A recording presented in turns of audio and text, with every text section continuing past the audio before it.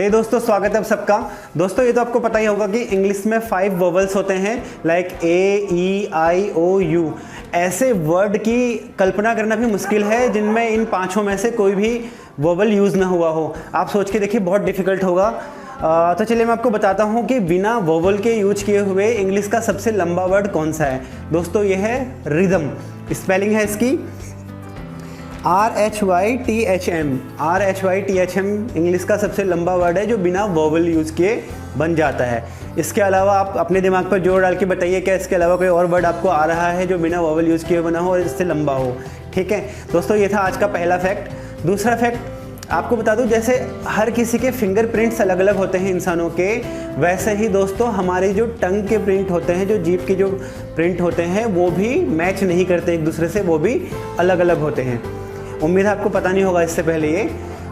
तीसरा जो interesting fact है वो ये है कि आपने लिपस्टिक देखी होंगी, मोस्टली जितनी भी लिपस्टिक होती हैं उनमें जो फिश होते हैं, फिश के स्कैल्प का यूज किया जाता है। जो बाहरी खाल होती है फिशेस की, उनका उसमें इस्तेमाल किया होता है लिपस्टिक बनाने में।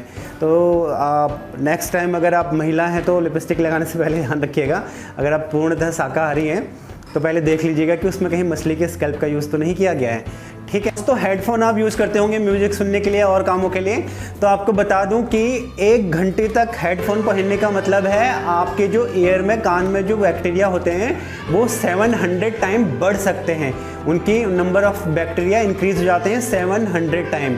ठीक है दोस्तों, नेक्स्ट टाइम आप ज़्यादा हेडफोन का यूज़ ना करें, नहीं तो कान में जो बैक्टीरिया होते हैं वो बढ़ जाएंगे। दोस्तों कोल्ड होने पे, जुकाम होने पे हम सभी को छींकें आती है।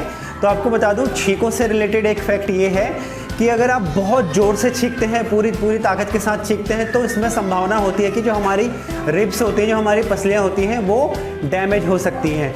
ठीक है, बट अगर आप अपनी जो छींक आ रही है, अगर आप उसको रोक लेते हैं या रोकने की कोशिश करते हैं, सप्रेस करते हैं, तो और ज़्यादा डेंजरस हो सकता है। जो हमारे ब्लड वेसल्स होते हैं, जो हमारी धमनियाँ होती हैं ब्लड वाली, हमारी नेक के पास की या फिर जो सर की जो धमनियाँ होती हैं, वो इससे फट सकती हैं।